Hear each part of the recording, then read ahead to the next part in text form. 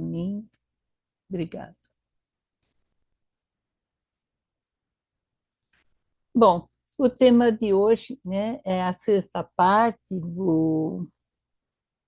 das evocações que Kardec traz, né? Vocês viram que desde o começo do ano eu estou trazendo essas evocações para a gente se familiarizar um pouquinho melhor, né, com essas evocações que traz tanto ensinamento, né, e Kardec nos apresenta. Assim. Então, ele traz todas essas evocações, né, a gente vai achar também na Revista Espírita, com muito mais detalhes, muito. Né? Eu diria assim que Kardec, no Céu e Inferno, ele fez um resumo dessas evocações.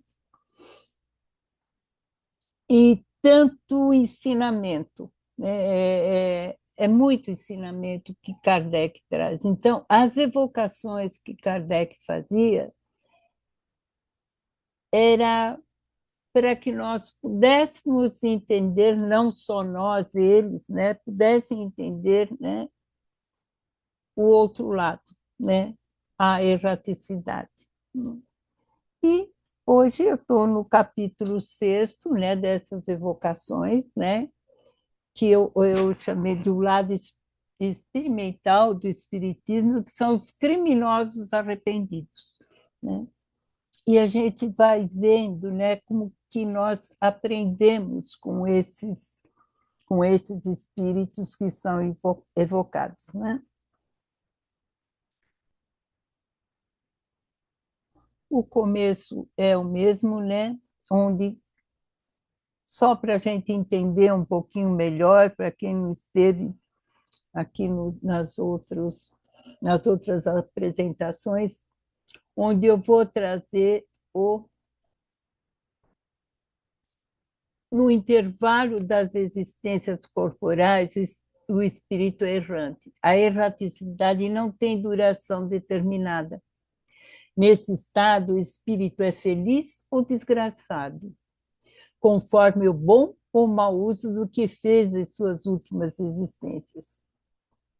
Estuda as causas que apressaram ou retardaram o seu adiantamento. Então, nós vamos ver, né, que a erraticidade, nós vamos estudar, né, como que nós nos comportamos, né, na vida biológica, né, ou aqui na matéria.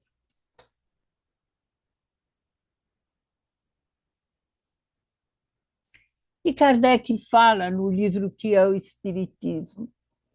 Um dos primeiros resultados das minhas observações foi que os espíritos, não sendo senão as almas dos homens, não tinham nem a soberana sabedoria, nem a soberana ciência, que o seu saber era limitado ao grau do seu adiantamento, e que a sua opinião não tinha senão o valor de uma opinião pessoal. Esta verdade, reconhecida desde o começo, evitou-me o grave escolho de crer na sua infabilidade e preservou-me de formular teorias prematuras sobre a opinião de um só ou de alguns. Então, como Kardec, né, se debruçava e ele percebeu nessas evocações. Kardec fazia comparações dos ensinamentos, tanto aqueles escolhidos nas reuniões em Paris, como os oriundos de correspondência com outros grupos, recebidos através de médios desconhecidos daqueles primeiros. Então, Kardec sempre fez as comparações, né? E aqui, só para a gente dar início, né, ao nosso estudo desta noite, né, eu trouxe no capítulo 8º, né, e um livro está no capítulo 8º, no livro do Herculano está no capítulo 7, que é o Código Penal da Vida Futura, né? Se a gente for ver da FEAL, está no capítulo 8º. E ele tem 33 artigos, né? Eu trouxe aqui para nós, né, 2 artigos agora no começo. No 4º artigo, ele fala: em virtude da lei do progresso, tendo cada alma a possibilidade de conquistar o bem que lhe falta e libertar-se do que possui do mal, segundo seus esforços e a sua vontade, resulta que o futuro está aberto para qualquer criatura. Então, a lei do progresso está aberta para todos. Deus não repudia nenhum de seus filhos. Ele os recebe em seu seio à medida que eles atingem a perfeição, ficando assim a cada um o mérito de suas obras. Depois, no 7º, ele fala o seguinte: o espírito sofre segundo o que fez sofrer, de maneira que a sua atenção, estando incessantemente voltado para as consequências desse mal, ele compreende melhor os inconvenientes do seu procedimento e é levado a ser corrigido. Isso, né, nós vamos ver hoje, né, no tema de hoje, que são os criminosos arrependidos, né? Nós vamos ver que cada um, né, ele acaba fazendo a sua expiação de maneiras diferentes, né? Não são todos parecidos, tá bom? E a gente vai vendo e vamos comentando, vamos conversando sobre o assunto. Primeiro, nós vamos ter o Verger, né? Jean-Louis Verger, ele foi executado, né, na guilhotina, que na França, na época, usava a pena de morte era pela guilhotina, né? Ele foi executado no dia 30 de 1 de 1857. Em 3 de janeiro de 1857, o Monsenhor Cibout, arcebispo de Paris, ao sair da igreja de Saint-Étienne de Montet, foi golpeado mortalmente por um jovem padre de nome Verger. O culpado foi condenado à morte e executado em 30 de janeiro do mesmo ano. Até o último momento, ele não demonstrou nem pensar, nem arrependimento. Está aqui o arrependimento, que a gente vai ver como é importante isso, né? Nem sensibilidade. Evocado no próprio dia, né, de sua execução, ele deu a seguinte resposta na evocação: ainda estou retido em meu corpo. Sua alma ainda não se desligou. Veja bem, o que está em amarelo é a fala do evocado, tá bom? Sua alma ainda não se desligou inteiramente do seu corpo? E ele responde: não, tenho medo, não sei. Espere eu voltar à consciência. Não morri, não é mesmo? Ele ainda não sabe se ele morreu ou se ele está vivo. Ele está na perturbação, né, que todos, né, passam, né? Seja criminoso ou não, nós todos passamos por essa perturbação.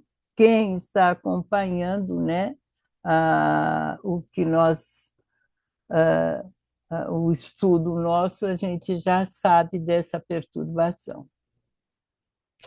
Você se arrepende do que fez? Né? O Kardec questiona. Ele fala: errei em matá-lo, mas fui levado a isso pelo meu caráter, que não podia sofrer humilhações. Você me evocará em outro momento, né? Então aí ele estava imbuído, né, do orgulho, né? Ele não podia sofrer humilhações, né? Por que você quer partir, né? Ele é questionado.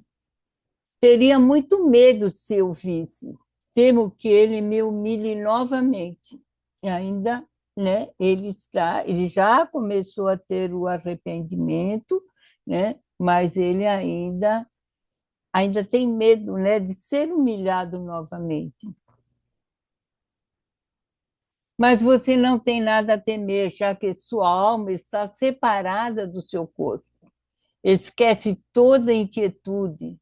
Não há razão para isso.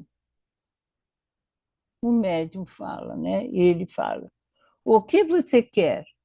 Você é sempre dono de suas impressões? Não sei onde estou, estou louco, né? E ele desafia, né? O médium, né? O quem está evocando, né? Ele fala: você é sempre dono da razão, né? Trate de se recompor. Não posso, já que estou louco. Espere, vou recuperar minha lucidez. E se você orasse, né, a oração, né, então nós inclusive temos, né, uma prece no Evangelho do segundo o Espiritismo, né, sobre os criminosos arrependidos. E se você orasse, não acha que seria um auxílio para restabelecer as suas ideias? Não sei, não ouso orar. Ele se sentia tão culpado, né, que ele não se achava nem digno de fazer uma prece. O médico fala: ore, a misericórdia de Deus é grande, vamos orar com você. Sim, misericórdia de Deus é infinita. Sempre acreditei nisso. Agora você consegue perceber melhor a sua posição? É tão extraordinária que ainda não consigo me dar conta.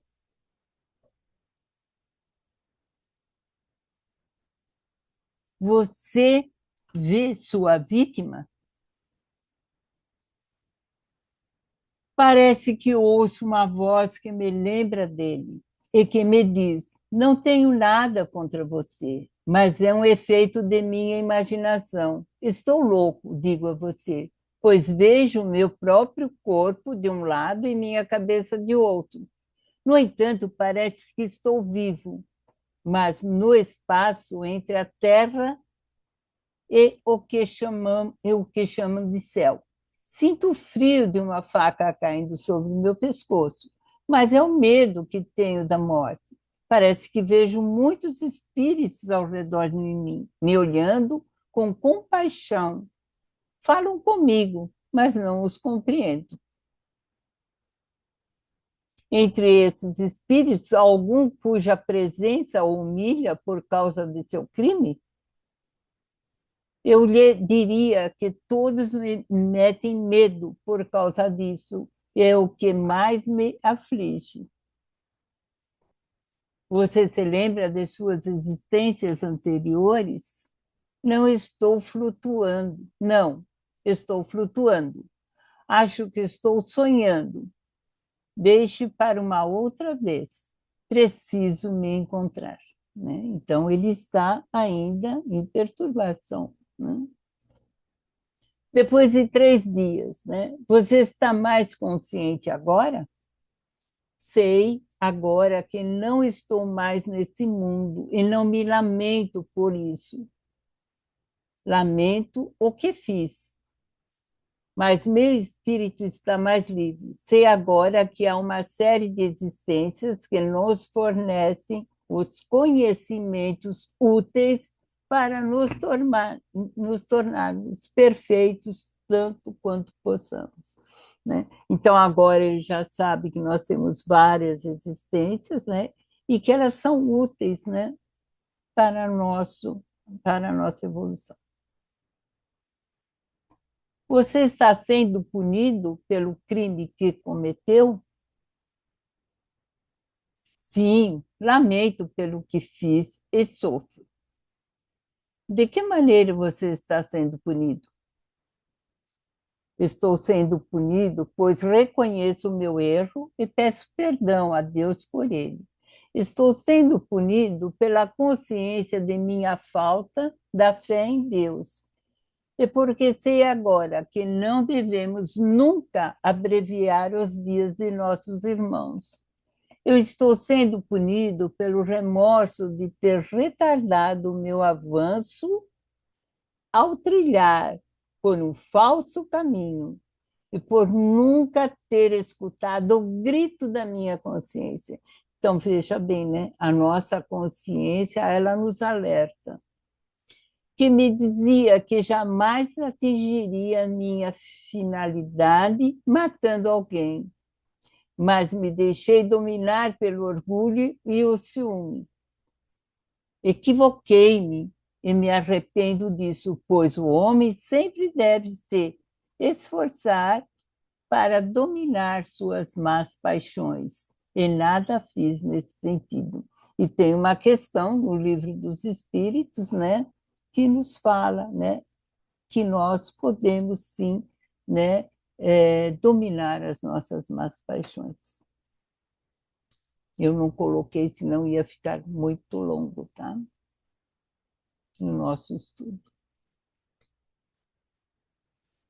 Que sentimento você experimentou quando nos o evocamos? Um prazer e um temor, já que não sou um sem coração. Em que consiste esse prazer e esse temor? O prazer de me relacionar com os homens e de poder reparar em que, em que parte meu erro, ao confessá-lo. Um temor que não saberia definir, um tipo de medo por ter sido um assassino. Você deseja reencarnar-se sobre essa terra? Sim, eu peço, desejo constantemente me encontrar em uma situação em que eu possa ser morto e temer essa situação. Então, ele ainda, né, ele tem esse pensamento, né, da causa e efeito. Aqui eu trouxe esse caso verídico, né? Se vocês entrarem na internet, vocês vão ver que existe, né, o Monsenhor Cibu, né? E ele foi assassinado em frente à igreja, né? Então ele foi evocado também, né, na Revista Espírita de 1861, onde ele fala, né, ele foi evocado e disse que perdoava seu assassino e orava pelo seu retorno ao bem.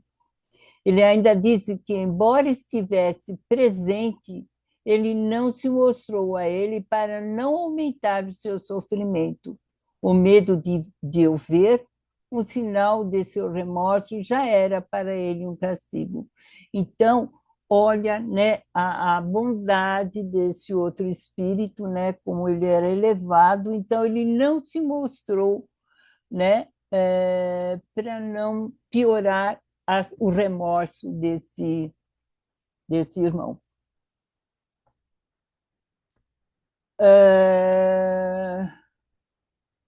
O homem que comete um assassinato sabe que, ao escolher sua existência, ele se tornará um assassino, né?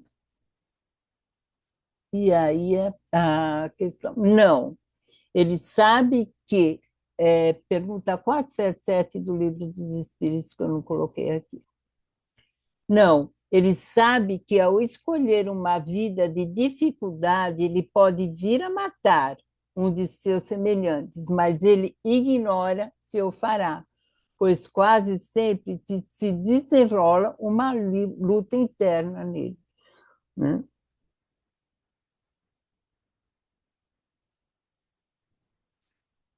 Tudo bem?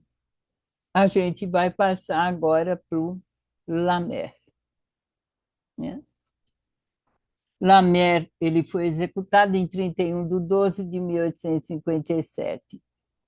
Também ele tanto está na Revista Espírita, né, como no Céu e Inferno. Lamer, ele é condenado à pena de morte pela Corte de Jurados em Hackney, executado em 31 de dezembro de 1857, invocado em 29 de janeiro de 1859. Né? Então, logo depois, né, ele também ele desencarna em 1859 e ele em 1859 ele já é evocado, né? E o médico, o Kardec, ele fala: peço a Deus Todo-Poderoso permitir que o assassino Lemaitre, executado em 31 de dezembro de 1857, venha até nós. Eis-me aqui.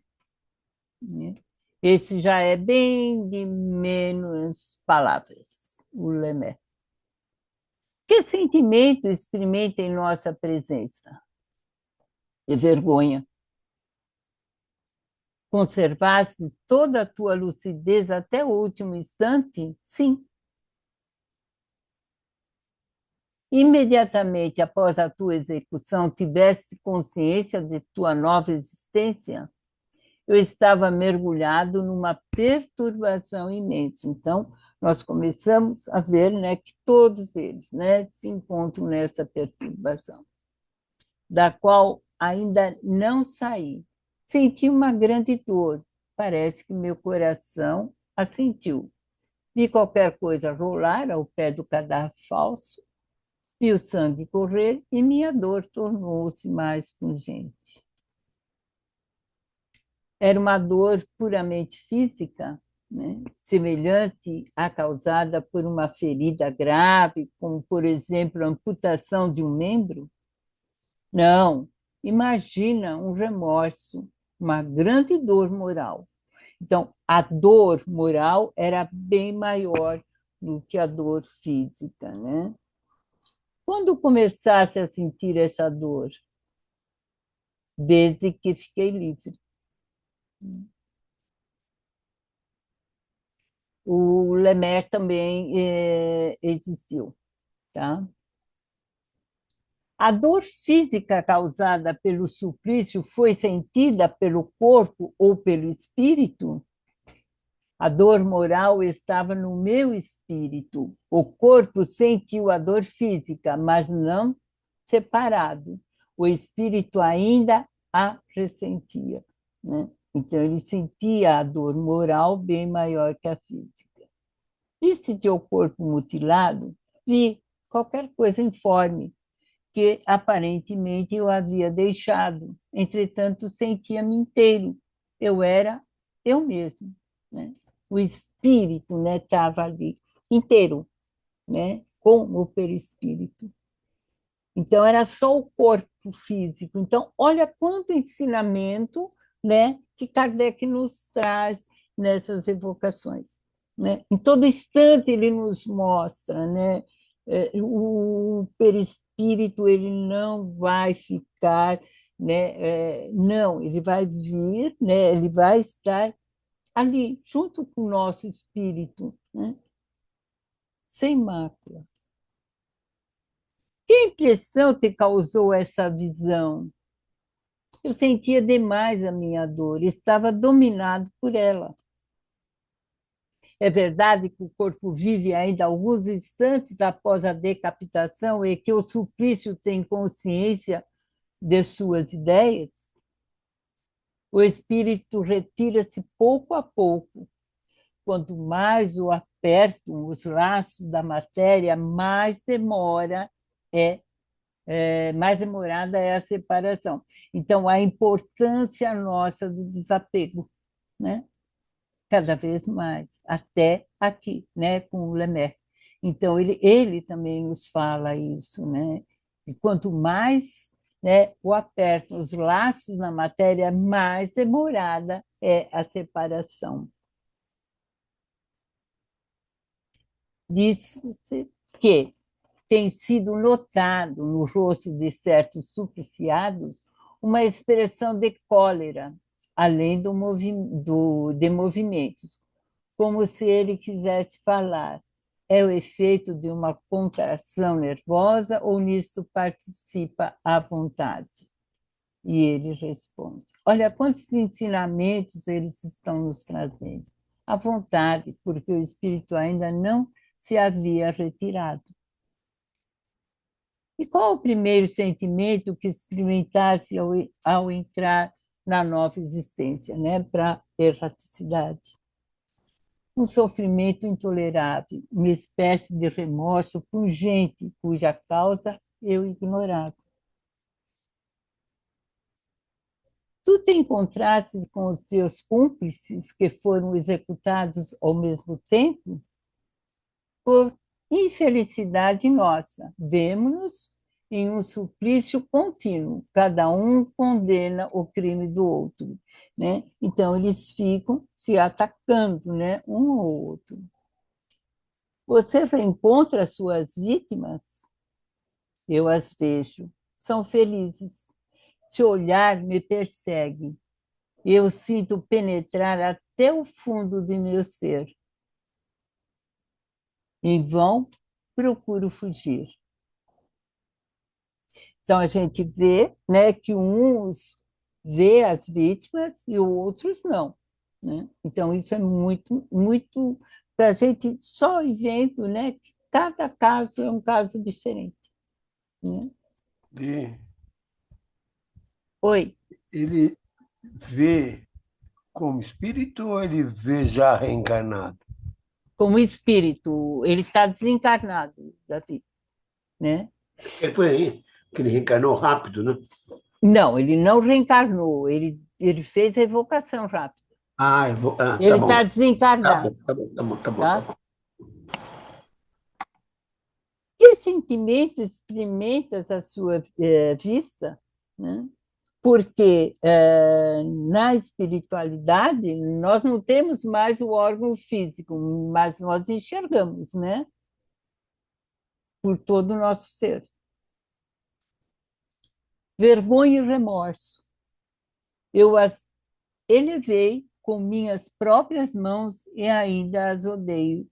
Então, veja bem, né? Mesmo sendo as suas vítimas, né? Elas ainda olham para ele e sentem pena dele, né? E aí ele, né? Ele ainda sente, né?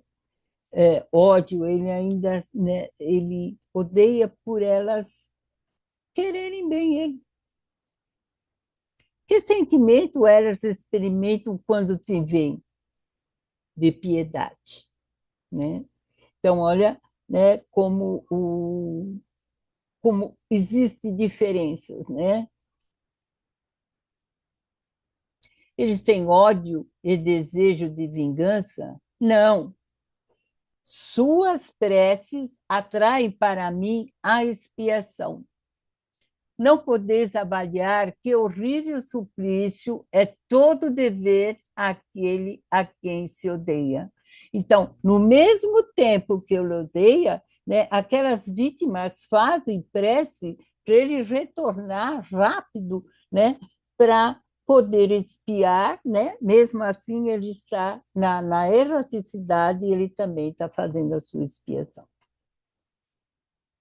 Lamenta a vida terrena, só lamento os meus crimes.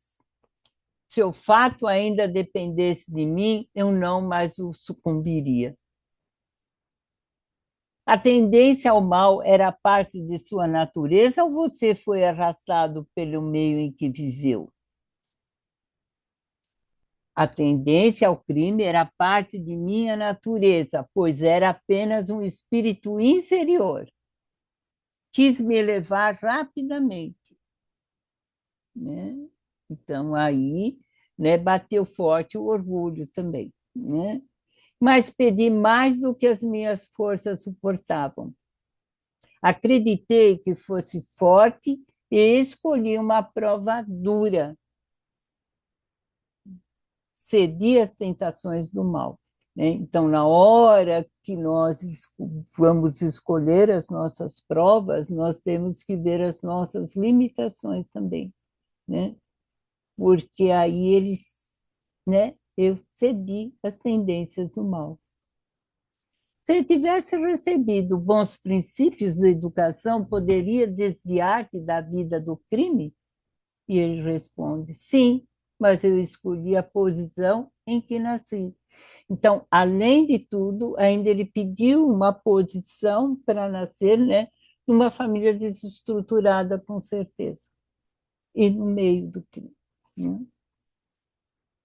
Tereis podido agir como um homem de bem? E ele responde: como um homem fraco, tanto incapaz para o bem quanto para o mal. Eu poderia impedir durante a minha existência o avanço do mal que estava em minha natureza, mas não poderia elevar-me a ponto de praticar o bem. Então, ele poderia, né, impedir o avanço do mal, né, mas ele ainda era um homem fraco. Quando vivo, acreditavas em Deus? Não. Disse que te arrependestes no momento de morrer, é verdade? Acreditei num Deus vingador e temia a sua justiça. Então, aí ele se arrependeu, mas aí de medo, né? Como muitos nós vamos ver aqui que tem medo do inferno, né, dos demônios. Agora é mais sincero no teu arrependimento? E eles vejo aquilo que fiz. Que pensas agora de Deus? Eu o sinto e não o compreendo. O de muitos de nós ainda pensamos dessa forma. Né? Acha justo o castigo que te foi infligido na terra? Sim. Esperas obter o perdão de teus crimes? Não sei. Como pensas resgatar os teus crimes? Por novas provas, mas me parece que a eternidade está entre mim e elas, né? Então ele ainda acha que está longe ainda, né, para ele retornar, né? Mas ele acredita. Onde te achas agora? Em meu sofrimento. Pergunto em que lugar te achas agora? Perto do médium. Considerando-se que estás aqui, se te pudéssemos ver, com que aparência te apresentarias? Então, veja bem, né? Ele ainda está apegado. A gente vai ver sobre minha forma corporal, com a cabeça separada do corpo. Né? Ele ainda está se vendo da forma corporal. Podes aparecer-nos? Não, deixe-me. Pode dizer-nos como te evadistes da prisão de Montaigne? Não sei mais. Meu sofrimento é tão grande que só me resta a lembrança do crime. Deixe-me. Poderíamos dar algum alívio aos teus sofrimentos?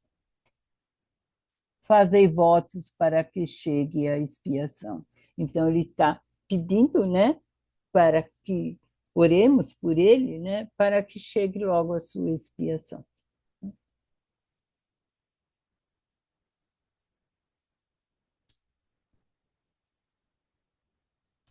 Aqui, o Benoit, acho que é Benoit, né? É Benoit, o Benoit, né? O Benoit é muito interessante, né? Ele vai trazer muito conhecimento para nós, né? um espírito apresenta-se espontaneamente ao médium sob o nome de Benoit, dizendo ter morrido em 1704 e passado por sofrimentos horríveis. Veja bem, fazem mais de 200 anos que ele desencarnou, né? Para a gente ver, né, as diferenças, né, que tem no arrependimento, né? O que você foi quando estava vivo? Um monge sem fé. A falta de crença foi seu único erro? Bastou para desencadear os outros. Então, a importância, né, eu não diria nem você praticar uma religião, mas se você fizer aquilo que você faz acreditando, a importância que tem isso, né? Podem nos fornecer alguns detalhes sobre sua vida, assim? E aí eles falam, né? A sinceridade de suas confissões será levada em consideração. Então, eles pedem, né, para que esse espírito seja sincero. E ele fala: sem fortuna e preguiçoso, fui ordenado não por vocação, mas para ter uma posição. Inteligente, conquistei um posto. Influente, abusei do poder. Vicioso, arrastei as desordens aqueles que eu tinha como missão de salvar. Duro, persegui os que queriam censurar meus excessos. Os calmos foram inquietados pelas minhas condutas. A fome muito torturou as vítimas. Seus gritos frequentes foram abafados com violência. Desde então, expio e sofro todas as torturas do inferno. Então, a gente vai ver que ele está espiando na erraticidade. E ele ainda acredita no inferno, né? Minhas vítimas atiçam o fogo que me devora. A luxúria e a fome sem fim me perseguem. A sede irrita meus lábios queimantes, sem com que jamais caiu uma só gota refrescante. Todos os elementos me ferem. Orem por mim, né? Então, mesmo ele sendo um monge sem fé, né, ele pede a oração, né? As preces que se fazem pelos mortos devem ser dirigidas a você, como as demais, né? O Kardec fala com ele. E ele responde: acreditem que elas são muito edificantes. Elas têm para mim o mesmo valor das que eu simulava fazer. Então, quando as pessoas pediam prece para ele, ele simulava fazer. Não cumpri minha tarefa e não devo receber o salário. Como que eu vou querer, né, uma prece se eu não fiz quando me pediu? Você nunca se arrependeu? Há muito tempo, mas somente após meu sofrimento. Como fiquei surdo aos gritos das vítimas inocentes, o mestre está surdo aos meus gritos. Justiça. Você reconhece a justiça do Senhor? Confie em sua bondade e peça sua ajuda. Os demônios berram mais forte do que eu. Os gritos sufocam em minha garganta. Eles enchem minha boca de betume fervente. Eu peço grande. Ele não consegue, né? O espírito não consegue escrever a palavra a Deus, né? Então ele, né? Ele não consegue, como muitos também não conseguem escrever, né? Então você ainda não está muito desvencilhado das ideias terrestres, pois não compreende que as torturas sofridas por você são todas morais. Eu as sofro eu as sinto, eu vejo meus carrascos, todos eles têm uma face muito conhecida, todos eles têm um nome que ressoa em meu cérebro. Quem poderia lhe suscitar todas essas infâmias? Os vícios de que eu era imbuído, a brutalidade das paixões. Você nunca implorou a assistência dos bons espíritos para ajudá-lo a sair dessa posição? Veja apenas os demônios do inferno. É onde ele se encontra, né? Onde a mente dele ainda se vê. Você temia o inferno quando estava vivo? Não, nem um pouco. O nada era a minha fé. Os prazeres a todo custo eram o meu culto. As divindades do inferno jamais me abandonaram. Consagrei-lhes minha vida e elas não mais me deixarão. Então, ele acredita nesse inferno permanente. Você não entrevê um término para o seu sofrimento? O infinito não tem término. Então, ele acredita, ainda nesse castigo eterno. Deus é infinito em sua misericórdia. Tudo pode ter um fim quando ele o quer. Ah, se ele quisesse. Por que você veio participar dessa reunião? Não sei como, mas quis falar, assim como queria gritar para me aliviar. Então, ele conseguiu, O anjo da guarda dele, o seu mentor espiritual, agiu junto com a espiritualidade e fez ele começar a se arrepender. Então, isso, acontece. Foi aí que ele foi, chamado. Seus demônios não o estão impedindo de escrever? Não, mas eles estão diante de mim, eles me ouvem, por isso não queria acabar. É a primeira vez que você escreve desse jeito? Sim, você sabia que os espíritos podiam se aproximar assim dos homens? Não. Como estão? Você pode fazer isso? Não sei, Então, ele está, mas ele nem sabe como isso está acontecendo. O que você sentiu quando chegou perto de mim? Um entorpecimento e meus terrores. Então, na hora que ele chegou perto do médium, naquela situação, ele sentiu, aqueles terrores que ele ficava desesperado, eles foram entorpecidos. Como você se deu conta de que estava aqui? Como quando se acorda. Como você fez para se colocar em contato comigo? Não compreendo. Você não sente nada? Não se trata de mim, mas de você. Tente perceber o que você está fazendo nesse momento em que escreve. Você é meu pensamento, eis tudo. Você não tem vontade de fazer com que eu escreva?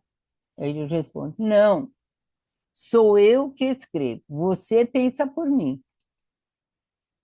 Então, para a gente começa a perceber, como é importante tantos ensinamentos que esses espíritos nos trazem.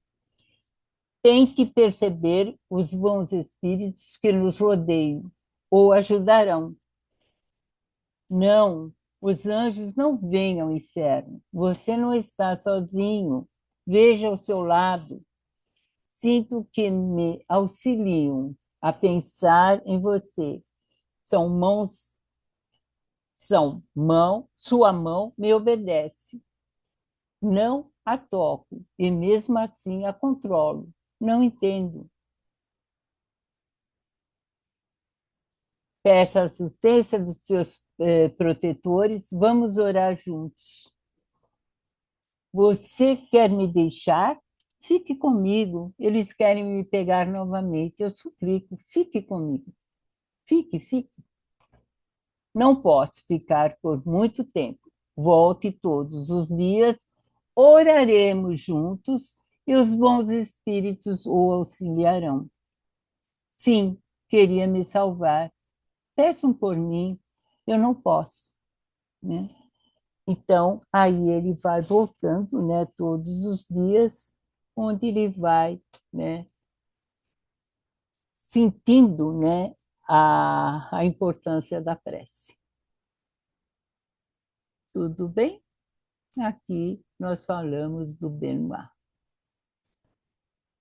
Então, depois o guia do médium fala o seguinte: coragem, meu filho, ser-lhe-á concedido o que você pede, mas a expiação ainda está longe de terminar.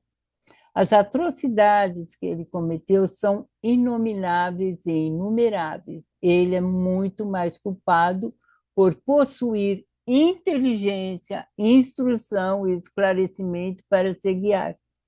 Ele, portanto, fracassou com o conhecimento de causa.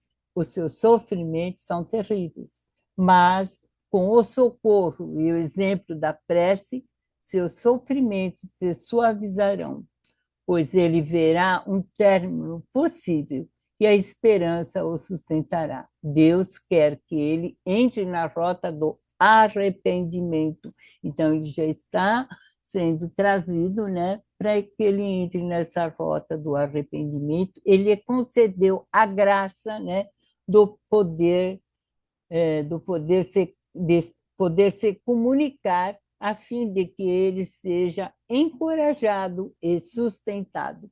Então, a importância, né, de uma evocação é muito séria, né? Agora sim, nós vamos para Charles Dupont, ou o Castel no Darry, né? É o local onde ficava esse lugar onde Charles Dupont. Ele tanto está no Céu e Inferno, como está também na Revista Espírita de 1860, fevereiro. Esse também é muito interessante. Aliás, todos são, né? Mas esse é muito comentado, ele é chamado de o confinado, o danado, né? Cada pessoa dá um nome para ele, né? No primeiro, no Céu e Inferno, o Herculano fala em confinado, depois a gente vai achar na Revista Espírita, né? Ele está como o Charles Dupont, né? Em uma pequena casa perto de Castelnaudary, ocorriam barulhos estranhos e diversas manifestações que o faziam parecer assombrada por algum mau espírito. Por isso ela foi exorcizada. Então a casa foi exorcizada em 1848, sem resultado. O proprietário, o senhor D, ao querer habitá-la, morreu subitamente alguns anos depois. Seu filho, que quis morar lá em seguida, ao entrar em um dos quartos, recebeu um forte soco dado por uma mão desconhecida. Como ele estava completamente sozinho, não duvidou de que o soco foi desferido por uma fonte oculta, razão pela qual resolveu abandoná-la definitivamente. Reza uma lenda na região que um grande crime teria sido cometido naquela casa, né? E aqui a gente vai ver, né, a história aqui do Charles Dupont, né? A gente vai ver que o senhor D, ele acabou pedindo para exorcizar a casa, colocou vários santos, mas ele acabou sendo surpreendido pelo Dupont, né? E ele acabou morrendo, né, depois de 2 horas, mesmo ele estando, o Dupont estando desencarnado. Aqui a gente vai conversar mais com São Luís, né, do que com o próprio Dupont, né? A fórmula de exorcismo tem qualquer eficácia contra os maus espíritos? É uma pergunta do livro. Aqui é a 477, aquela lá era outra. Tá? Aí ela pergunta, né, se a fórmula de exorcismo. Kardec pergunta, e os espíritos respondem não. Quando esses espíritos vêm, alguém toma-las a sério, ri e se obstina. E tem uma observação na revista Espírita que ele fala assim: vê-se por aí que os meios geralmente empregados para nos desembaraçarmos dos espíritos importunos não são os mais eficazes. As ameaças mais os excitam do que os intimidam. A benevolência e a consideração têm mais poder que o emprego de meios coercitivos, que os irritam, ou das formas de que se riem. Né? Então, o que nós devemos fazer? Né? Kardec fala sempre, né? Vamos orar. Né? Os espíritos, São Luís traz também isso. Né? A gente vai ver aqui. O espírito que havia desferido o soco ao ser evocado na Sociedade de Paris em 1859 manifestou-se violentamente. Todos os esforços para acalmá-lo foram em vão. São Luís, interrogado sobre esse assunto, respondeu: é um espírito da pior espécie, um verdadeiro monstro. Nós o fizemos vir, mas não pudemos obrigá-lo a escrever. A despeito de tudo o que lhe foi dito, ele tem seu livre-arbítrio. O infeliz faz dele um triste uso. Então, nós que sabemos o que fazemos o nosso livre-arbítrio, né? Aí, São Luís é questionado: esse espírito é suscetível ao melhoramento? E São Luís responde: por que não? Todos não são? Por que com esse seria diferente? No entanto, é necessário saber que encontrarão dificuldades, mas por mais perverso que seja, devolver-lhe o mal com o bem terminará tocando. De início, orem por ele, o evoquem daqui a um mês. Vocês poderão perceber a mudança que será operada nele. Então, a necessidade da nossa prece. E aqui São Luís vai nos dar um, um, um empurrão, um salavanco para que a gente perceba, né, a importância da nossa prece. O espírito evocado novamente em seguida se mostrou mais afável, pouco a pouco submisso e arrependido. Explicações fornecidas por ele e por outros espíritos deram conta de que em 1608 ele morava naquela casa onde assassinou o irmão, Pierre Dupont, e a esposa, Marguerite. Alguns anos mais tarde, morreu em 1659, aos 80 anos de idade, sem ter sido perseguido por esses assassinatos. Depois de sua morte, ele não parou de fazer o mal e provocou muitos acidentes acontecidos naquela casa. Um médium vidente que assistia à primeira evocação o viu. Seu aspecto era assustador. Vestia-se com uma camisa coberta de sangue e segurava um punhal. São Luís é questionado: queria nos descrever o tipo do suplício desse espírito? Olha só a diferença, né? Dos suplícios, né, que aí acontecem. Só para a gente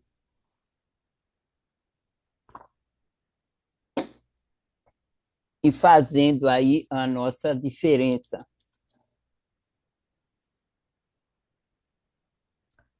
Atroz para ele, São Luís diz. foi condenado à sala da casa em que cometeu o crime, sem poder dirigir seu pensamento a outra coisa senão aquele crime, sempre diante dos seus olhos.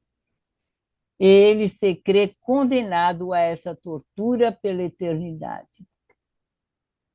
Ele se vê constantemente no instante em que cometeu seu crime. Todas as outras lembranças lhe é retirada e toda comunicação com o outro espírito proibida. Ele não pode, sobre a terra, ficar senão nessa casa. E se ele encontrar-se no espaço, fica nas trevas e na solidão. Então, aqui, né, seria o suplício do Charles Dupont. Outra pergunta, São Luís. Teria um meio de desalojá-lo dessa casa? E se sim, qual seria? Se quiserem se livrar de obsessão de espíritos como este, ficará fácil se orarem por ele. É o que esquecemos sempre de fazer. Preferimos afastar por meio de fórmulas de exorcismo que só serve para diverti-los bastante. São Luís novamente questionado. Ao sugerir às pessoas interessadas a ideia de orar por ele e a orarmos nós mesmos, ele seria afastado? Olha o que São Luís nos traz. Sim, mas note que eu disse para orar, não para encomendar a oração. Né? Então, não adianta nada eu ir lá no centro dar o papelzinho para alguém colocar para mim. Né? Ajuda? Ajuda. Né? Mas, gente, vamos orar. Né? Vamos fazer a nossa parte. Né? Foi aqui que eu falei que São Luís chega e nos dá um chacoalhão. Né? Né? Sim, mas note que eu disse para orar, não para encomendar a oração. Né? Encomendar missa, né? Fazer toda aquela coisa. São Luís novamente. Já se vão 2 séculos em que ele se encontra nessa situação. 2 séculos. Aquele homem dentro, né, daquela sala onde ele cometeu os crimes.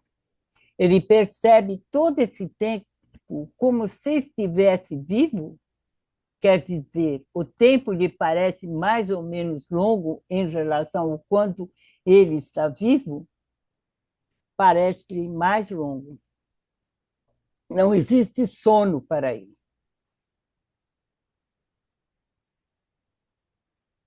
Novamente, São Luís. Disse-nos que, o médico, disse-nos que para os espíritos o tempo não existe e que para eles um século não é nada na eternidade. Não se passa o mesmo com todos? Não. Certamente é assim apenas para os espíritos que atingiram um grau de evolução muito elevado. Mas para os espíritos inferiores, o tempo é por vezes mais longo, sobretudo quando eles sofrem. E eu, na hora que eu estava escrevendo isso, eu pensei, é verdade, né? Quando a gente faz uma coisa que a gente gosta, né, o tempo voa, né? E aí eu pensei, mas vamos ficar, né, 1 hora numa esteira caminhando, né? Aquilo parece que não passa nunca, né? Então, é aquilo que você gosta de fazer, você fica o tempo todo, mas aquilo que você não gosta, né, dura uma eternidade. Ainda Charles Dupont, São Luís ainda. De onde, a pergunta, né? De onde provinha esse espírito antes de sua encarnação? Ele tinha tido uma existência entre os povos mais ferozes e selvagens, e antes vinha de um planeta inferior à Terra. Então, ele é um espírito ainda em evolução mesmo, né? Outra pergunta, São Luís. Esse espírito está sendo punido severamente pelo crime cometido? Se ele viveu entre os povos bárbaros, ele deve cometer atos não menos atrozes do que os anteriores. Mesmo assim, ele deve ser punido igualmente. Lá ele não era tão punido, pois por ser mais ignorante, compreendia menos o alcance de seus atos. Então a gente vai vendo, né, a importância da nossa formação, né, mas também o nosso conhecimento, né, na moral, né, que a punição é diferente. Agora o espírito, agora ele é questionado. Encontrais as vossas vítimas, né? Perguntam para ele o irmão e o irmão, a esposa e mais o senhor dele, né? Ele fala: ó, que Deus me guarde, né? Então ele via, ele ficava naquela casa, né? Ali detido, né? Mas ele achava a pior coisa do mundo seria ver as suas vítimas. Durante seu longo isolamento, e pode-se dizer sua prisão, você sentiu remorso? Nem um pouco. E é por isso que sofri durante tanto tempo. Somente comecei a senti-los quando foram provocados, em minha opinião, pelas circunstâncias acarretadas pela minha evocação. Então, a importância, né, quando Kardec trazia, né, evocava esses espíritos, a qual devo o começo de minha libertação. Obrigado, assim a vocês que tiveram piedade de mim e me esclareceram, né? Esse é Charles Dupont. O último, e ele, como ele trouxe muitas evocações, muitas, eu trouxe, fiz um resumo, né, dele, né, do que ele foi, mas ele foi muito importante, não mais importante que os outros, eu acredito, mas ele foi muito importante. Então, se a gente for ver, ele fez vários, o Kardec fez várias evocações. Jacques Latour em uma reunião espírita íntima que contava com 7 a 8 pessoas, ocorrida em Bruxelas, e Kardec estava presente, em 13 de setembro de 1864, ao qual nós assistíamos. Uma senhora médium foi levada a escrever, não tendo sido feita nenhuma evocação especial. Ela traçou com uma agitação extraordinária, em letras muito grandes, e depois de ter rasurado violentamente o papel, estas palavras: eu me arrependo, Latour. Surpresos por esta comunicação inesperada que nada tinha provocado, pois ninguém pensava nesse infeliz de que a maioria dos assistentes nem sabia da morte, dirigimos ao espírito algumas palavras de comiseração e de encorajamento. Depois lhe colocamos essa questão. Que motivo levou a vir até aqui, já que nós não o chamamos? Essa é a foto dele mesmo, viu? Ele existiu mesmo, é a foto dele. O médium, que também é psicofônico, respondeu em viva voz: vi que vocês eram almas compassivas e que vocês teriam piedade de mim, ao passo que outros me evocam mais por curiosidade do que por verdadeira caridade, ou se distanciam de mim com horror. E é isso mesmo, né, que muitos locais ainda fazem isso. É mais por curiosidade, né, do que por piedade ou que você quer auxiliar. Daí iniciou-se uma cena indescritível que não durou menos de que meia hora.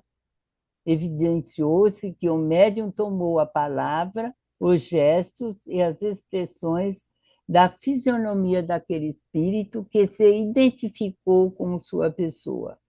Às vezes, seus traços de desespero eram tão cortantes, ele tingia sua angústia e seu sofrimento como um tom tão desolado, suas súplicas tão veementes, que todos os assistentes ficaram profundamente emudecidos. Ele traz um relato que seria interessante vocês lerem no Céu e Inferno, né, onde ele descreve, né, tudo o que ele sente, né, quando ele assassinou as pessoas, né? Então, se vocês quiserem ler, né, leiam O Céu e o Inferno, do Jacques Latour, né, que eu acho que vale a pena a gente estudar um pouquinho. E ele fala: sofro, diz o espírito de Latour, de um arrependimento que me mostra a enormidade de meus erros, né? Há aí um pensamento profundo. O espírito compreende realmente a gravidade de seus equívocos apenas no instante em que se arrepende. O arrependimento conduz ao lamento, ao remorso, sentimento doloroso que é a transição do mal para o bem, da doença moral à saúde moral. Latour chegou a este período em que o endurecimento termina por ceder. O remorso penetrou em seu coração. O arrependimento veio logo em seguida. Ele compreende a extensão do mal que praticou. Ele vê sua objeção e sofre por isso. Eis porque ele diz: sofro por esse arrependimento. Então, ele está sofrendo, né, também. Então, não há nada de mais chamativo, de mais moral, de natureza a impressionar mais vivamente do que o quadro desse grande criminoso arrependido. É assim que está no Céu e Inferno. Exalando seu desespero e seus remorsos. Quem, em meio a tais torturas, perseguido pela visão incessante de suas vítimas, essas vítimas já o perseguiam o tempo todo, né? Era aí que ele ficou mais desesperado, né? E as vítimas, né, apareciam, né, com os ferimentos que ele causou. Então, aí ele vai descrever isso direitinho. Elevaria seu pensamento a Deus para implorar a sua misericórdia. Sua misericórdia? Não. É um salutar exemplo para os culpados. Compreende-se a natureza de suas angústias. Elas são racionais, terríveis, embora simples e sem grande fantasmagoria, né? Então, o que ele traz é uma coisa simples, né? Mas para que nós nos debruçamos e estudamos esses casos. Então, há muitas outras instruções importantes a ser retiradas dessas comunicações. De início, é a confirmação do princípio da justiça eterna, de que o arrependimento não basta para elevar o culpado ao nível dos eleitos. O arrependimento é o primeiro passo para a reabilitação que clama a misericórdia de Deus.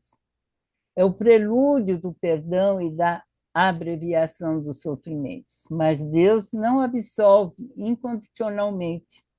Deve-se expiar e, sobretudo, reparar. É o que Latour aceitou e é para o que ele se prepara, né? E, para concluir, eu trouxe aqui as penas futuras de novo, né? No capítulo 7, no parágrafo 16, ou no item 16, onde Kardec fala: o arrependimento é o primeiro passo para o melhoramento. mas ele apenas não basta, sendo necessário ainda a expiação e a reparação.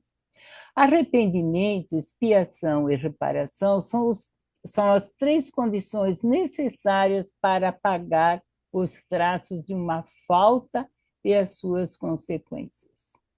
O arrependimento suaviza as dores da expiação, porque desperta esperança e prepara a reabilitação, mas somente a reparação pode anular o efeito ao destruir a causa.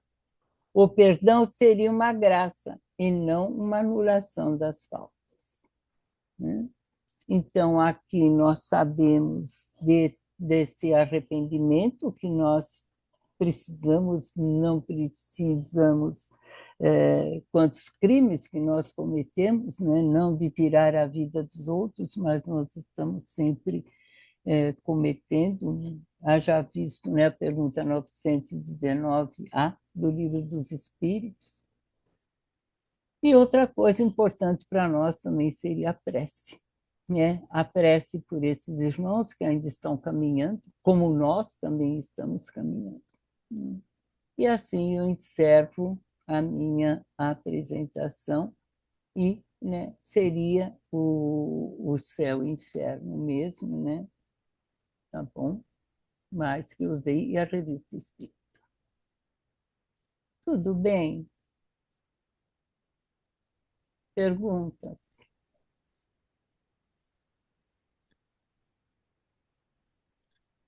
Eu vou fazer só uma conclusão, Elaine. Por favor. Para que inferno, né? Não, não precisa. O inferno é você que faz. E o céu também. Tá na mente deles. É para que esse inferno tradicional e Você, convencional, né? você viu, né, Gabriel? Cada um faz o seu inferno, né? Um fica É. dentro da sala, o outro vê os seus, as suas vítimas, né? Perseguindo, né? Então, outro se acha no inferno o tempo todo, né? Então, nós temos aí vários, né? Cada um trazendo.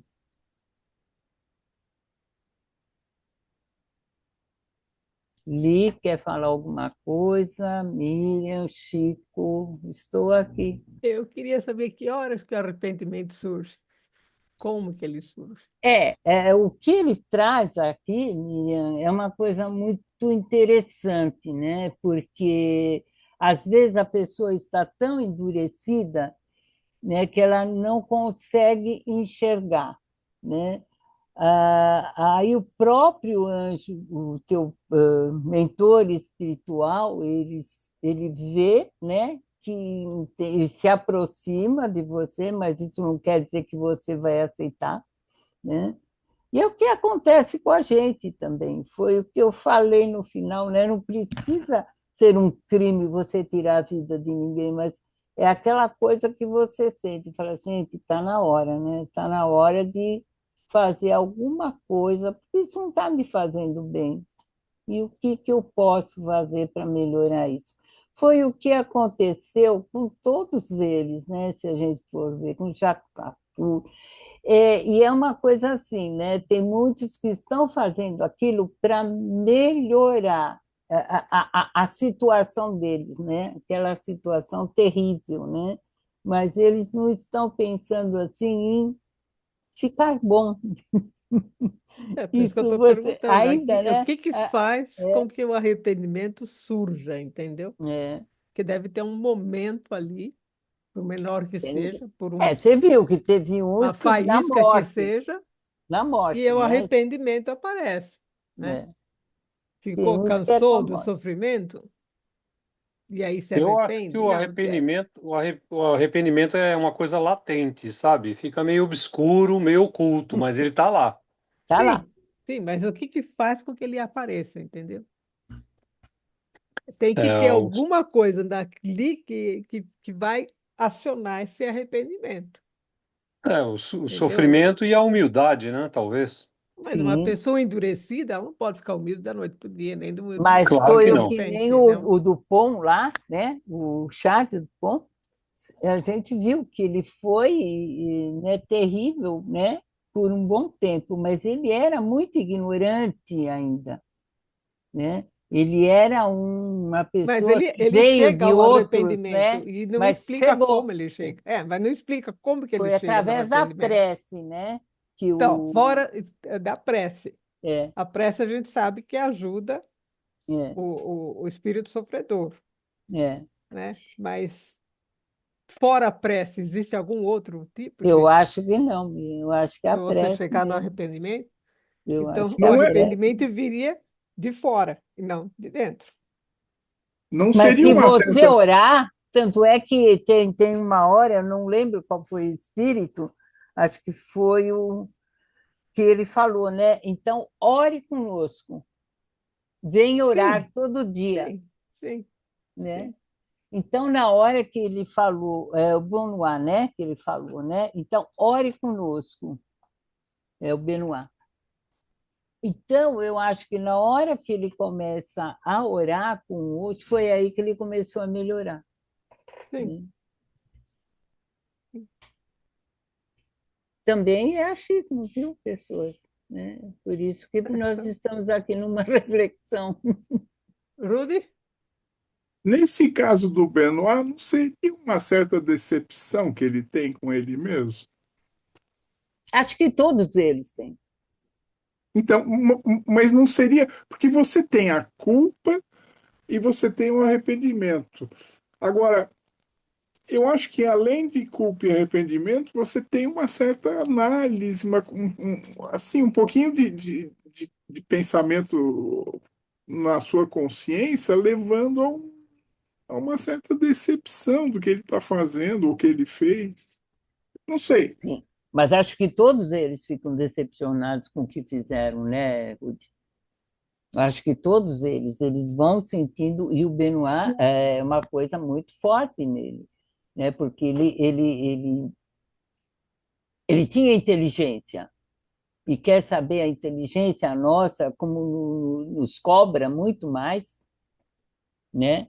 O outro não, né? Se você pegar o Dupont, não, né? Ele era muito ignorante ainda, né? O Benoit não. E tanto é que acho que é São Luís que fala que ele está sendo cobrado, né? Exatamente porque mais cobrado, né? Por causa que ele era inteligente. Então, olha E lá, por né?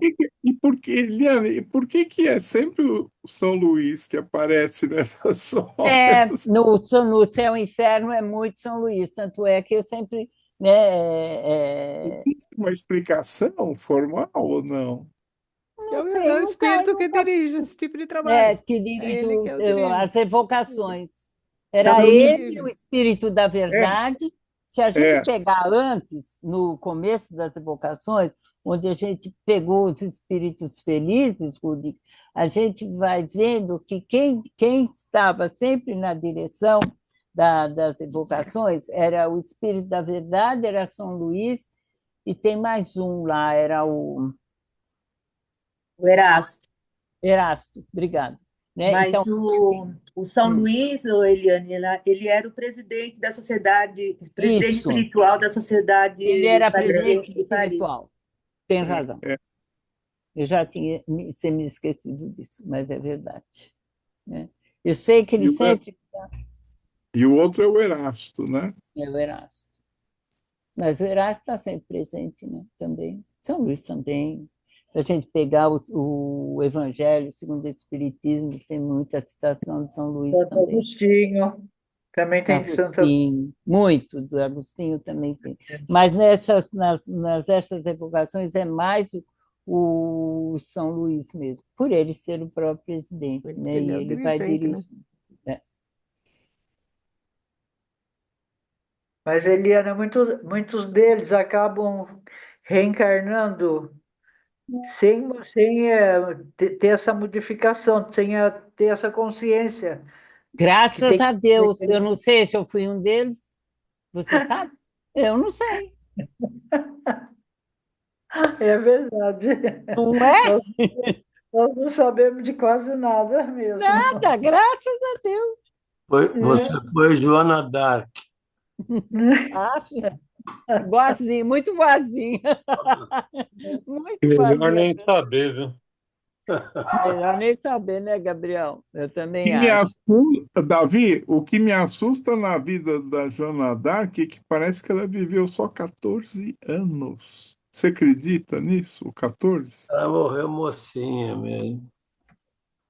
Não sei. Eu cheguei a ler a vida dela, o Rudy, mas eu não lembro que idade que ela desencarnou, não. É curtíssima e ela parece bastante. Ela tem um interface interessante para quem escreveu o livro sobre ela, que foi o Leon Denis, né? É, eu já li esse livro, mas eu não lembro, não. Mas são coisas assim que a gente, de vez em quando, as pessoas querem lembrar o que foram, o que deixaram de ser. Eu falei, não, deixa quieto, tá bom do jeito que tá, né? Eu vou fazer o melhor que eu posso nessa, né? E eu acho que é por aí. E na Pra- medida que somos todos espíritos imperfeitos, você não consegue sair muito do atoleiro. É, É, é bom você não se incomodar muito, porque se sim. você ficar querendo ser sempre um espírito perfeito, você vai ficar muito chateada, né? Ah, mas eu não sou, isso eu já tenho certeza, porque ainda a gente tem raiva, né? A gente ainda tem ciúmes, a gente ainda tem tudo isso, né? Mexe com um filho seu para você ver uma coisa, né? Para quem é avó, mexe com o seu neto, né? Então, são coisas nossas ainda, né? Então, a gente vê ainda o quanto que são todos irmãos para nós, ainda está longe ainda, né? É, Eu acho isso, né? De vez em quando a gente se pega mesmo e fala, ah, não, agora. Então, na hora que fica muito assim, fala, pera um pouquinho, deixa eu sentar um pouco, relaxar, depois eu penso. Chico, Oi, tudo bem? tudo bem? Tudo bem. Então tá bom. Não, tô, já É chamou, reflexivo. tocou na minha torta. Já está se recompondo. O que a Miriam estava falando, né? Da onde que vem o arrependimento? Qual é o botão que... Porque, assim, num primeiro momento, nós, por exemplo, eu vou ter que me recorrer aos filósofos, né? Não vai ter jeito. O Sócrates dizia que é por ignorância que nós erramos, uma parte. Sim. Então, por falta de conhecimento, tudo bem, eu vou errar, então eu vou estar sendo vítima de mim mesmo, né? Um erro de cálculo, como ele dizia, é um dos paradoxos dele, né? Mas aí vamos lá, eu tive a informação, porque o conhecimento pleno, eu entendo que seria aquela informação que eu introjetei, que aquilo já faz parte de mim. Então, agora, existe aquele momento que você tem informação, e muitas coisas você não tem certeza, então você age de acordo com aquilo que você acha que deve agir. Um criminoso, por exemplo. Mas ele tem ainda suas dúvidas, né? Então ele não vai se arrepender, eu não estou vendo Mas você nada. pode ver que o Benoit, ele nem foi punido. Hã? O Benoit, ele nem foi punido, porque ninguém soube que ele era criminoso. Sim. Mas tudo bem, eu estou falando de repente na questão espiritual, né? Daqueles que foram guilhotinados, tudo bem, né? Porque Uhum. eles sofreram a lei do homem, né? Isso. Então, Mas mas aí o que acontece? Quando chega, aí ele tem a certeza, porque aí é que está, o arrependimento não é, eu não diria que seria antes de morrer, para alguns, né, como foi colocado aí, mas ele só se arrependeu por medo, por temor do além, né, o que vem depois. sim, Mas aquele que chega no depois, aí é que ele vê a verdade, vê como é que é realmente, então aí ele sente aquilo, puxa, eu pisei na bola mesmo, né? de É novo, isso né? mesmo. Então, aí cai o peso, aí pesa, porque não é isso, eu estava duvidando, não acreditava, não botava muita fé, mas aí chegou nesse ponto, agora tenho certeza. Então aí ele, ai meu Deus, pisei na bola, né? É. Então, e a outra coisa, que foi falado, acho que no item 15, lá logo do primeiro, eu não sei se eu vou lembrar agora aqui. Não sei se tinha a ver com arrependimento. Bom, não importa, não vou ficar pensando aqui, tentar achar o que é, mas eu tinha marcado aqui. Peraí. Assim. Era aquele primeiro padre? O 15, é o item 15, né? Do primeiro padre, do Isso, acho que é o primeiro padre. Então porque ele fala assim, a questão do fazer, das ações, né? Muitas vezes nós falamos, nós queremos fazer, vamos fazer. E não é só não fazer, também não desejar. Porque... que ele não ouviu a consciência, será que foi ele? Então, também não desejar, porque muitas vezes nós não fazemos nada aqui, nós aqui, mas estamos desejando. Mas já é um começo, né, Chico? Já é um começo. Principalmente numa época assim, onde a gente vê tanta violência, tanta coisa. Quantos de nós, vamos dizer, de repente, nós vibramos porque algum irmão nosso caiu, estava no crime, caiu e tombou por causa do crime. E a gente, muitas vezes, muitos vibram ainda. Vibram não coisa boa. Que horror, né, Chico? Então, e a gente fala, menos um, né? Ou outro diz, não vou acender vela para ele, não. Cheio, tá cheio. Está cheio. Então, essa é uma grande preocupação também, porque podemos não fazer, mas estamos ali torcendo. Que mas delícia. Eu acho que é isso que São Luís traz, né, para a gente orar pela pessoa. Exato. E para nós isso, né? E para nós também, né? Eu acho que quando a gente chega que a gente começa a não querer ouvir a nossa consciência, a gente tem que fazer prece, né? Tem alguma coisa errada aí, eu tenho que ver o que eu posso fazer. Eu acho que é por aí. O próprio Evangelho fala disso, né? Tem três coisas. Tem aquele que age, sente e faz, né? Faz e age. Isso, tem aquele que já está ali trabalhando um pouquinho, já vem um pensamento, ele já se esforça para não fazer. Tem aquele que já nem liga mais a cabeça, né? É adultério pelo pensamento, se eu não me engano, que é o tema lá do Evangelho. Então é a mesma coisa, para todos os sentidos, né? Mas é isso, pessoas. Tudo bem? Valeu o estudo. Você sabe de uma coisa, a Liana está obrigando todo mundo, porque a grande maioria não estuda Céu e Inferno. É um dos últimos livros que... Não estuda. Não estuda. Nem a Gênese, né? Mas ela está obrigando todo mundo a estudar o Céu e Inferno aqui. Vocês viram? Eu acho que todo ensinamento toda a evocação traz um ensinamento assim que você olha, você fala, gente, mas aí eles mesmos te obrigam a consultar o livro dos Espíritos, a Gênese, o livro dos médiuns, né? Você começa a perceber, você fala, opa, é por aqui mesmo, né? Mas o que são essas evocações que Kardec nos trouxe. Então, mas essas evocações vão de um desenvolvimento de um conhecimento, né? Então, sim, foi o que Kardec fez. De a gente acreditar. Meu filho mora na Itália, ele me passou um vídeo. Eu falei, não é possível isso, né? Dado por um professor universitário falando do espiritismo, metendo pau em Kardec, metendo pau na vida. Eu falei, que isso? Eu falei, amigo, dá a gente.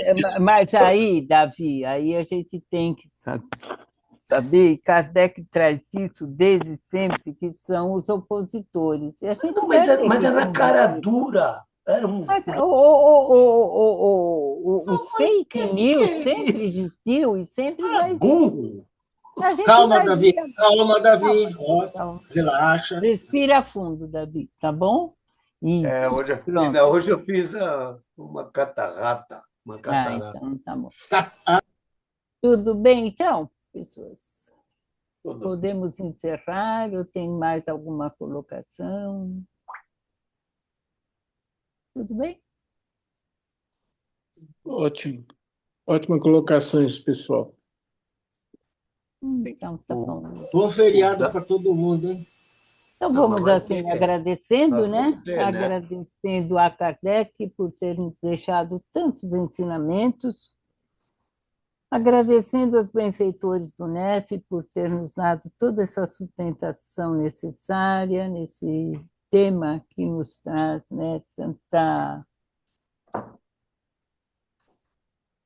tantos pensamentos, né, como ainda precisamos nos esforçar tanto, né, para orar por esses nossos irmãos que não entendemos ainda. Então, vamos dessa forma, agradecendo a espiritualidade por nos mostrar os caminhos que devemos tomar. Sempre.